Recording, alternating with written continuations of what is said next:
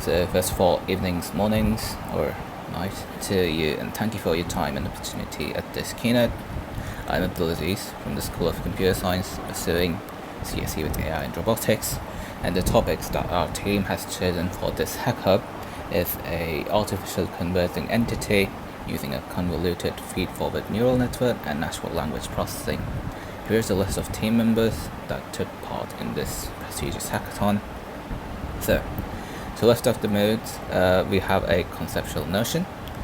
That's basically a conversational entity that interacts with users using natural language processing. Alright, so now let's have a code, shall we? The code here is by FedTech.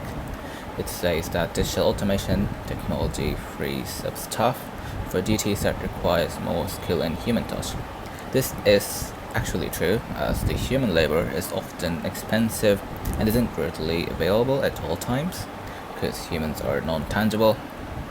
Thanks to the advancement of technology, we got a wider grasp on the matter of concern and are developing new strains of technologies to counter it.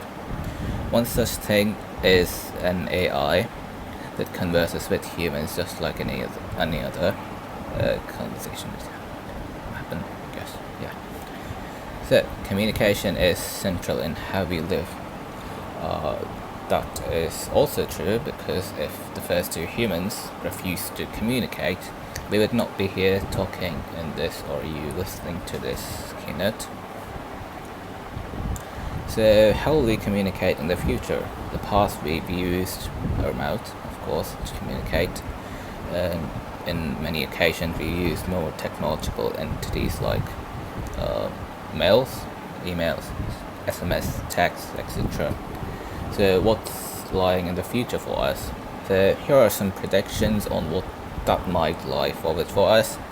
Firstly, we need to create a virtual presence, because technologies these days are accelerating towards a virtual space, which is often looked upon as a taboo. Many people don't believe on creating a virtual presence rather than creating a natural presence. But as to the harsh reality we face, we need to have a good virtual presence to interact with customers, especially in industries like business, where people used to sell stuff back in the days, actual advertisement, going to houses, sending pamphlets, etc. But now it's more simplified, where people would just give out their pamphlets to the customers via an email or messages, etc. So this is bringing upon a more concise problem for them, that is to provide a technical support.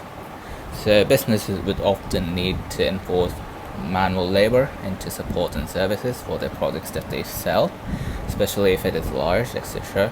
For example, Google, it's a freaking huge company, which is indeed catered by millions of employees. Not millions, maybe 500,000, I guess. Yeah.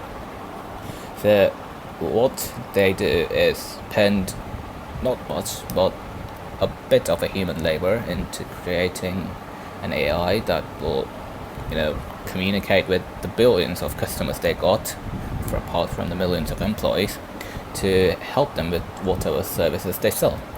So often these help queries from customers would be quite repetitive and isn't that much of a big deal to deal with. So human labor would not necessarily be implemented there. So what brings us is a chatbot. That's the proliferation of chatbots.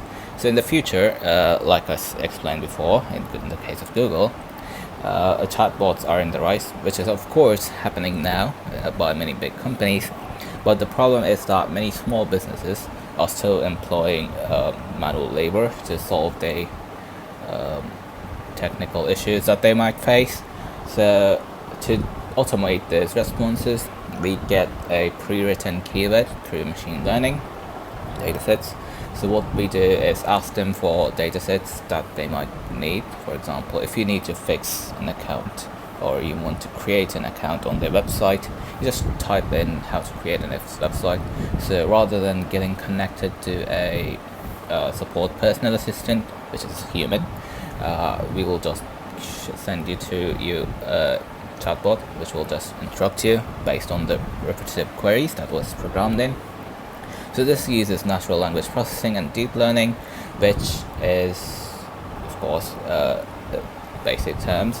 Natural language processing helps us them to understand the queries better, so that the customers can like type in whatever tone of language that they might feel, and the bot would appropriately answer them. So what exactly happens behind the scene is that we have a training data. For example, in this case, we got "Hi, how are you?" as the greeting phrase, and "Bye, see you later" as the goodbye phrase.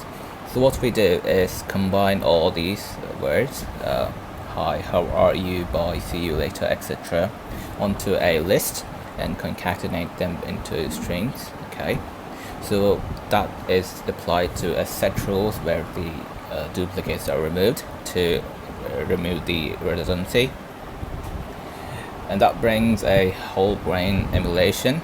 So installing deep quality learning into the previous set of words that we created, we can progressively have a response chart based on the user's query. So almost like a developing a personality for the AI itself. So what we've done is, from the list we created on the previous slide, we vectorize it using a concept called bag of words, which is a tokenization concept used in natural language processing to understand the queries better. So in the place of events where the users type in such words like "Hi, how are you?" etc., or extra words within that, we'll add in a 1 or 0 if it is not found, to match out the greetings or goodbyes, etc. So based on the responses we get, for example, if the quality ratio of 1s is higher than the quality ratio of 0s, then it will be considered as a greeting, and the bot will respond with a greeting text, and vice versa for the goodbye text. So the neural network chart is as follows. We have a feed-forward neural network. In this case, a feed-forward neural network is used because we don't want any loops going back towards the input. So doing that would create a confusion among the nodes and may install some error conflictions that isn't probably required in that case. So what we do is a feed-forward, which is just going straight towards the softmax layer. We have a number of classes and a number of patterns. They increase as accordingly as required by the vector. And we have a bag of word sentence, which is the vector array that was formed with the nodes and zeros. And we use two concepts of NLP, which is tokenization and stemming, which is as follows. Tokenization is basically splitting a sentence onto a list with coded them with strings. So if you have a phrase like "what would you do with $1 million," it will just take out all the words one by one and append them onto a list. Same goes for this. In this case, "Aren't you happy with so much money?" We got R and NT, which is R and not. R plus not is aren't. So it is intelligent enough to figure that out. And we don't want the punctuations or the question marks, exclamations, etc. That isn't much of a useful value for us, so we discard that in the later steps. And stemming is basically that thing where a few words that sound similar have the same meaning, except that their tenses or they are in past tense or future tense, etc. Those will change. So what we do is chop off all the excessive words like ZE, VES, and ZING. In this case, for organize, we just chop them off into organ because they essentially mean the same: organizes, organizing, etc. But there might be some cases for like universe and university that will also result in the same words, but they have different meanings, which can be removed. So the pipeline is as follows. What exactly happens is that we give a phrase, we tokenize it to split it into lists and give them a string, and we lowercase them because we don't want any uppercase letters.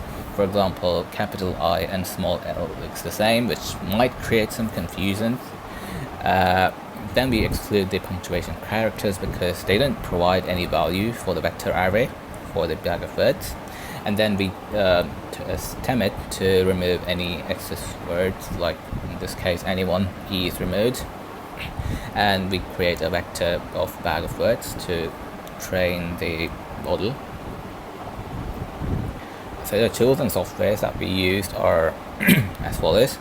We used convolutional neural networks, which is the main framework. We used NLPT toolkit, which is based on Python.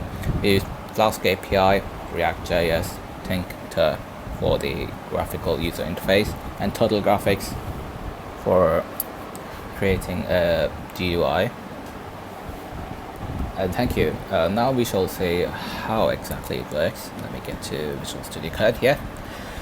So this file right here is the drill file, which is used to train the model.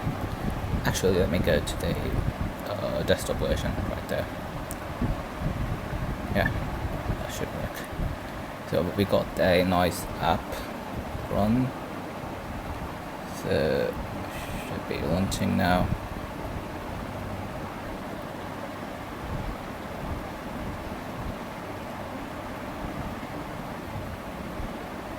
Yeah. So this one is a user graphical interface, which is used to demonstrate this project. We actually host it on an API, which will be shown later in this video. So let's say hi, and it just says this is beyond my abilities. I'm probably thinking the sarcasm factor is high on this. So let's say hello, and it says, oh well, welcome to, yeah, it's quite a hilarious chatbot. We trained it with a good set of humors.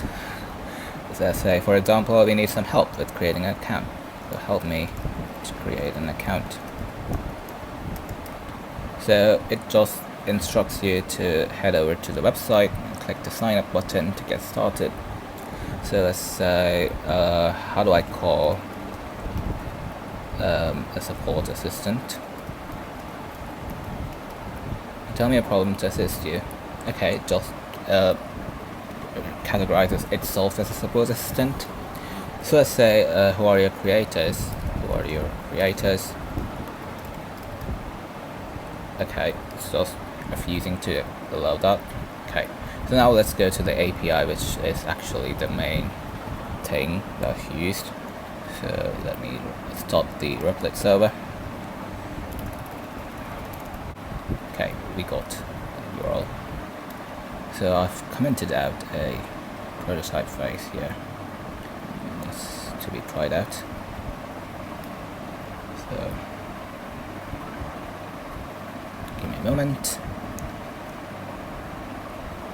Okay, now we're asking hello, and it's supposed to work with a API interface using Flask API. We use RESTful, and it'll take some time because we just started the server, and it probably give it a response. In this case, it just splits out garbage.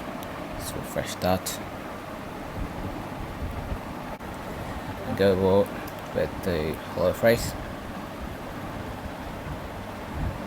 So we're just asking a hello statement from the bot, which was the same as this one. Where's that? Yeah, we've used the same app API thing, but we just made it into an API rather than a GUI. Alright, we got a response. Oh, hello, well, welcome. Yeah. So that's how it works. And basically, it gives an API JSON response, which could be formatted onto a website to get a chatbot assistant. Here's the website that we made to showcase this project, which contains all the tools used, things like what we did so far and why exactly we are doing this, etc. So what clients basically do is log in with the login button and request an API from us with a dataset they provide. We'll train the model and send it to them. And yes, that's how the companies with smaller companies, which isn't privileged to make any technological advancements, would request our API and get themselves a good bot that would indeed save them a lot of time. So yeah, that's the hack we got today, and yeah, we'll be submitting this soon. Thank you.